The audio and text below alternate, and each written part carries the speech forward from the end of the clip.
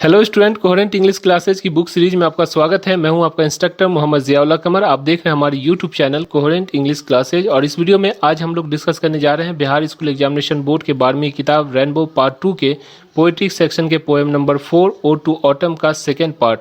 इसके अंदर हम लोग क्या करेंगे कि सबसे पहले जो पोएम है उसका हिंदी इंग्लिश ट्रांसलेशन करेंगे, फिर उसको एक्सप्लेन करेंगे और उसके वर्ड मीनिंग को देखेंगे। तो बने रहिए इस वीडियो के अंत तक। आइए स्टार्ट करते हैं। ओड टू ऑटम, जो कि जॉन कीट्स ये जो पोएट है इनके द्वारा लिखा गया एक बेहतरीन के जो है सो पोएम है। आज हम लोग इस पोएम के अंदर इसका जो है सेकेंड पार्ट हम लोग डिस्कस कर रहे हैं, जिसके अंदर सबसे पहले हम लोग क्या करेंगे, पोएम का जो है ट्रांसलेशन करेंगे, उसके बाद उसको एक्सप्लेन करेंगे अपने शब्दों के अंदर और फिर उसके वर्ड मीनिंग को हम लोग देखेंगे। तो आइए स्टार्ट करते हैं। हु हैथ, हैथ का मतलब मैंने आपको बता दिया था पहले, यानी कि sweetest love I do not go के अंदर ही बताया था कि हु हैथ, हैथ का मतलब होता है हैव या हैज़। तो यहाँ पे सिंगुलर फॉर्म में यूज़ हो रहा है, सिंगुलर थर्ड पर्सन का सिंगुलर नंबर है, तो इसीलिए हैज़ का प्रयोग करेंगे। हु हैज़ नॉट सीन दी, थी का मतलब क्या, THEE, थी का मतलब क्या होता है, थी का मतलब होता है you. Who has not seen you oft, oft का मतलब होता है ऑफ्टेन। अमिद दाई स्टोर, यानी कि किसने नहीं देखा तुम्हें अक्सर तुम्हारे अन्न भंडार के बीच। समझ में आ गया। हु का मतलब कौन और हैथ का मतलब क्या होता है, हैव या हैज़। समझ में आ गया। तो यहाँ पे हैज़ का प्रयोग होगा। नॉट सीन, थी का मतलब क्या होता है यू, ऑफ्ट का मतलब क्या होता है ऑफ्टेन, अमिड का मतलब होता है बीच में, और दाई का मतलब योर माने तुम्हें, दाई मतलब योर मतलब तुम्हें, और स्टोर तो किसने नहीं देखा तुम्हें अक्सर तुम्हारे अन्न भंडार के बीच। Some time whoever seek abroad may find, some time कभी ना कभी, हु एवर जो कोई, सीक का मतलब होता है ढूंढना, अबोर्ड मतलब बाहर, में फाइंड पता उसको जो है वो ढूंढ लेता है, यानी कभी ना कभी जो तेरे इंतजार में यानी तुम्हारे इंतजार में बाहर बैठा होता है वो शायद ढूंढ ही लेता है। मे का मतलब शायद, तो शायद ढूंढ ही लेता है। Thee sitting careless on granary floor, thee sitting careless on greenery floor. अब थी का मतलब होता है यू, सिटिंग का मतलब होता है बैठे हुए, और केयरलेस का मतलब होता है लापरवाह।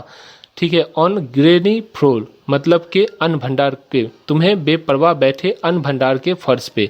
अन्न भंडार क्या होता है, अन्न भंडार उसको कहते हैं कि ये वो रूम जिसके अंदर अनाज को रखा जाता है। तो यूरोप में जो अन्न भंडार होता है, जैसे आप जो है गेम वगैरह खेलते होंगे तो उसके अंदर भी इस तरह का जो है एक रूम होता है, इसी रूम को जो है ग्रीनरी फ्लोर कहते हैं। ग्रीनरी का मतलब होता है अन्न भंडार और फ्लोर का मतलब होता है फर्श, यानी इसके जो जमीन पर उसे बैठे हुए। समझ में आ गया। Thy hair soft lifted by winnowing wind, तुम्हारे जो, दाई का मतलब तुम्हारा, हेयर का मतलब बाल, सॉफ्ट लिफ्टेड यानी धीरे धीरे लहराते हुए, विनोइंग विंड मतलब कि जो झोंका, जो हवा का झोंका है उससे तुम्हारे बाल जो है लहरा रहे हैं, यानी तुम्हारे बाल हल्के से लहराते हुए हवा के झोंके से, यानी कि तुम्हारे बाल लहरा रहे हैं हवा के झोंके से, और इस तरह से तुम जो है कहाँ बैठी हुई हो, ग्रीनरी फ्लोर पे, मतलब के अन्न भंडार के जो फर्श पे तुम बैठी रहती हो, और कोई भी तुम्हें आते जाते जो इंसान चाहता है कि तुम्हें देखना, तो वो जो है क्या करेगा, तुम्हें देख सकता है। अब देखिए विनोइंग विंड्स का मतलब क्या होता है, लहराता हुआ हवा, हवा का जो झोंका होता है उसको कहते हैं। जैसे आपने अपने गांव में देखा होगा कि जब मार्च का महीना होता है तो मसूर वगैरह की जो खेती होती है, तो उसके अंदर से मसूर को निकालने के लिए हम लोग क्या करते हैं, हवा के झोंके पर इस तरह खड़े हो जाते हैं ऊंचे, या फिर पीछे में जो है यहाँ पे फैन लगा देते हैं और इस फैन से हवा जाता है, और इससे जो है सो उसका जो हल्का पार्ट्स होता है, मतलब कि जो भूसा होता है वो अलग हो जाता है, और जो अनाज होता है जो कि भारी होता है वो नीचे गिर जाता है। तो इसी को झोंका का मतलब होता है हवा की जो तेज़ रफ्तार है उसको कहते हैं। समझ में आ गया होगा आपको। आगे चलते हैं। और on a half ribbed furrow sound asleep, और या ऑन मतलब के ऊपर, a half ripped REAPED, apostrophe का मतलब हो गया ई, मतलब रिप्ड। हाफ रिप्ड का मतलब होता है आधा काटना, मतलब कि जैसे कटनी होती है ना, खेती धान वगैरह की, जो धान या गेहूं की जो कटनी होती है उसको कहते हैं। तो हाफ रिप्ड मतलब होता है आधा कटा हुआ। फॉरो का मतलब होता है क्यारी, जैसे गेहूं का खेत होता है तो देखते होंगे कि गेहूं के खेत में क्यारी बनाई जाती है, उसी को हम जो कहते हैं फॉरो। समझ में आ गया। साउंड अस्लीप, साउंड का मतलब होता है गहरी, और स्लीप का मतलब होता है नींद। मतलब on a half ribbed furrow sound asleep, यानी आधे कटे अनाज के खेत के क्यारी में गहरी नींद लेते हुए। अब देखिए यहाँ पे आधा कटा हुआ, जैसे ये देखिए ये जो खेत हुआ, तो खेत के अंदर जैसे पूरा यहाँ से यहाँ तक खेत हुआ, तो खेत का आधा कटा हुआ, मतलब आधा कटा हुआ जो खेत होता है, मतलब कि आधा जो अनाज है वो कट गया है, आधा अनाज जो है वो खेत के अंदर ही है। तो इस तरह के खेत में जो है सोते हुए भी तुम्हें पात लेते हैं लोग, यानी कि तुम जो है कभी कभी ऐसा भी देखते हैं तुमको लोग कि इस खेत के अंदर भी जो है तुम जो है सोई हुई रहती हो। ठीक है, अब आगे चलते हैं। Drowsed with the fume of poppies while thy hook. अब देखिए ड्रॉड का मतलब क्या होता है। ड्रॉड का मतलब होता है fume drowsed with the fume of poppies. Drowsed का मतलब होता है चक्कर आना। विद द फर्म का मतलब क्या होता है, फर्म का मतलब होता है गंध। फर्म का मतलब क्या होता है, गंध, सुगंध, उसका जो गंध होता है उसको कहते हैं। पोपाइज का मतलब होता है अफीम। अफीम जो होता है एक नशीला पदार्थ होता है जो कि अफगानिस्तान या फिर जो है यूरोपियन इलाके में, यूरोप के कुछ भूभाग में जो है इसकी खेती होती है। तो कहता है लेखक, मतलब कि वसंत को कहता है कि वसंत जो है उसको ड्रॉज, वो वसंत जो एक लेडीज़ का, मतलब कि वसंत को एक लेडीज़ के रूप में दर्शाया गया है। तो वो क्या होता है, ड्रॉज होता है मतलब कि चकरा जाती है। विद द फर्म, फर्म मतलब होता है कि गंध से, और पोपाइज का मतलब होता है अफीम। अफीम के जो गंध है उससे वो चकरा जाती है। While thy hook, while thy का मतलब होता है यू, जब तुम हुक करती हो। हुक का मतलब होता है हंसुआ चलाना। हुक का मतलब क्या होता है, हंसुआ भी होता है, और ये वर्ब में अगर इस्तेमाल होता है तो इसका मतलब क्या होता है, हंसुआ चलाना। जब तुम अफीम के पौधे पे हंसुआ चलाती हो, उसके फूल के जो गंध से चकराने लगती हो, मतलब कि जैसे ही अफीम को पर हंसुआ चलाती हो, उसका जो फूल होता है वो जब कटता है तो उससे गंध निकलता है, जिससे तुम्हें जो है नशा चढ़ जाता है। ये अफीम जो होता है इसी से चरस या हीरोइन जो होती है, जो नशीली पदार्थ होती है, जो बैंड है जिसका इस्तेमाल जो है यूज़ है जो है सो कानूनी जुर्म है, तो वो जो दवा होती है इसी से बनती है। Spare the next swath and all its twin flower. आप देखिए स्पेयर का मतलब होता है छोड़ देना। द नेक्स्ट स्वैट, स्वैट किसे कहते हैं, जो गट्टर होता है। जैसे देखिए यहाँ पे इस खेत में देखिए, ये जो खेत काटते हैं हम लोग तो क्या करते हैं, खेत को जब काटते हैं तो पहले 10-15 जो पौधा होता है उस पौधे को काट लेते हैं, और काट के जो है इस साइड में फिर रख देते हैं। देखिए ये जो पूरा जो लाइन में जो गठिया बना हुआ है, गट्ठर जो बना हुआ है, उसको स्वॉट कहते हैं। शॉर्ट समझ में आया। तो इस शॉर्ट को तुम जो छोड़ देती हो, जो कटा हुआ जो फूल है जिसको तुम काटती रहती हो, तो उस शॉर्ट को तुम छोड़ देती हो। And all its twin flower, और ट्विन का मतलब होता है बांधा हुआ, मतलब कि गट्ठर को जो बांधा हुआ जो गट्ठर होता है उसको भी तुम जो है छोड़ देती हो। बांधे हुए फूल के जो अफीम के फूल के जो गट्ठर होते हैं उसको भी तुम छोड़ देती हो, मतलब छोड़ देती हो अफीम की अगली पंक्ति और बांधे हुए फूल के बोझे को, यानी कि गट्ठर को। And some time like a gleaner thou keep dost, और जो है कभी कभी तुम जो है ग्लीनर की तरह जो तुम जो है अपना सर जो है झुकाए हुए रहती हो। देखिए ग्लीनर का मतलब क्या होता है, ग्लीनर का मतलब होता है, देखिए ये इसको कहते हैं, जैसे हमारे गांव के अंदर आपने देखा होगा कि जब किसी खेत की कटाई हो जाती है, मतलब धान का खेत है और वो कट गया पूरी तरह से, तो बच्चा जो होता है गांव का, जो गरीब का बच्चा होता है या छोटा बच्चा जो भी होता है या फिर गरीब लोग होते हैं, वो क्या करते हैं, उस धान के खेत में जाते हैं और जो बचा हुआ बाल जो कि छूट जाता है, मतलब काटने के वक्त जो छूट जाता है, उस बाल को बीछने लगता है, मतलब कि उसको उठाने लगता है, और तो उसी को ग्लीनर कहते हैं। कि वो व्यक्ति जो उस बाल को जो उठाता है उसको ग्लीनर कहते हैं। मतलब कि बाल को जो चुनने वाला होता है, जो जैसे धान का बाल हुआ तो उस बाल को जो चुनने वाला होता है उसको हम ग्लीनर कहते हैं। समझ में आ गया होगा आपको। तो कहता है कि सम टाइम लाइक अ ग्लीनर दाउ, मतलब you dost keep steady the laden head across a Brooke.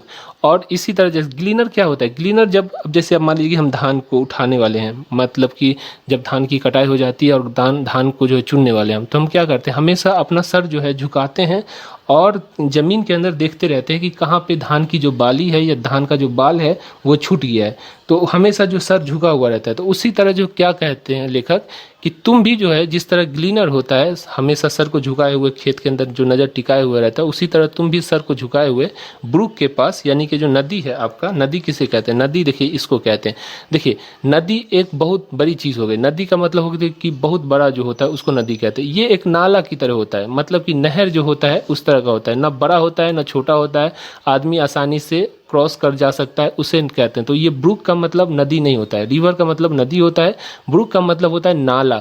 नाला का मतलब वो नहीं गंदा नाला, मतलब कि नदी से छोटा होता है, नहर के बराबर होता है, उसे हम क्या कहते हैं, ब्रूक। इस तरह का जो होता है उसको ब्रूक कहते हैं। तो कहता है कि जब तुम चकरा जाती हो, यहाँ पे ये पूरा लाइन का मतलब ये हुआ कि जब तुम, यानी लेखक जो है ऑटम को मतलब कि वसंत ऋतु को एक लेडीज़ के रूप में जो है यहाँ पे चित्रित कर रहे हैं। और वो कहते हैं कि जब तुम चकरा जाती हो, मतलब कि पोपाइस का मतलब कि अफीम की जो फूल होता है उसको जब तुम काटती हो और जब तुमको चक्कर आने लगता है तो तुम क्या करती हो, वो जो बोझा या गट्ठर जो होता है उसको तुम वहीं छोड़ देती हो और छोड़ कर जो है तुम भागी भागी कहाँ चली आती हो, तुम भागी भागी ब्रुक के पास मतलब कि जो नाला होता है उसके पास चली आती हो।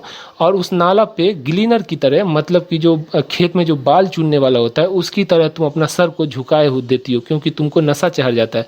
तो अगर नशा चढ़ गया, मान लीजिए कोई चीज़ नशीली चीज़ आपके अंदर प्रवेश करती है तो आपका सर चकराने लगता है। तो लोग क्या करते हैं कि अपने सर को झुका देते हैं। जिस तरह ग्लीनर जो है खेत के अंदर बाल को चुनने के लिए अपना सर को झुकाता है, उसी तरह जो है ये भी जो है मतलब कि वसंत जो है अपना सर को जो है झुका देती है। कहाँ पे? नाले के पास में।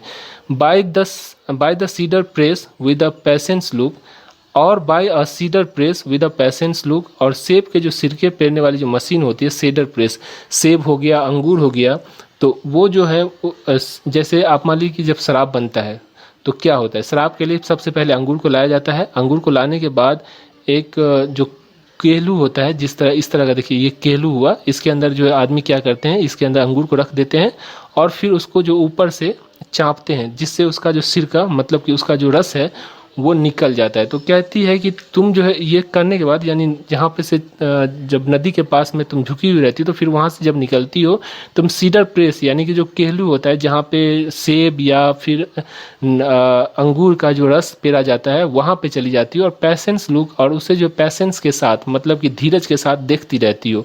दाउ watches the last oozing hours by hour. और जो है क्या करती हो, तुम उसे देखती रहती हो। वॉचेस का मतलब क्या होता है, देखती रहती हो। लास्ट ओजिंग यानी लास्ट ड्रॉप तक, जब तक उसका लास्ट ड्रॉप मतलब कि जब अंगूर को डालें 5 किलो अंगूर को पेरें, जब तक उसका लास्ट ड्रॉप नहीं निकल जाता तब तक जो है घंटों जो है यूं ही जो है ताकती रहती हो। यानी सेब का सिरका पेरने वाली जो मशीन है उसको देखती रहती हो एक टक मतलब कि नज़र को हटाए बिना रस गिरने के आखिरी बूंद तक।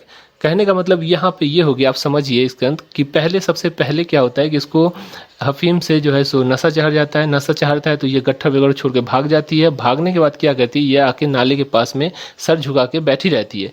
अब ये नशा तोड़ने के लिए हम लोग भी जानते हैं और आपको भी, जैसे किसी को नशा चढ़ गया किसी चीज़ का, मतलब कोई शराब पी लिया और उसका नशा नहीं छूटा है तो क्या करता है, लोग उसे खट्टा चीज़ खिलाते हैं। तो ये जो अंगूर होता है या सेब का जो सिरका होता है वो खट्टा होता है। तो ये जो है सो अपना नशा छुड़ाने के लिए वो क्या करती है, वो सीडर प्रेस के पास यानी जो कि अंगूर पेरने वाली मशीन या फिर जो सेब पेरने वाली मशीन है वहाँ पे जाती है और उसे जो पेशेंस यानी कि पेशेंस के साथ देखती रहती है ताकि उसे जो है कुछ घूंट मिल जाए उस अंगूर का, ताकि इसका जो नशा छूट जाए। तो ये रहा पैराग्राफ नंबर 2 का line by line translation, explanation और इसके वर्ड मीनिंग को भी हम लोगों ने देखा। तो उम्मीद करता हूँ ये वीडियो आपको अच्छी लगी होगी। Thank you so much for watching.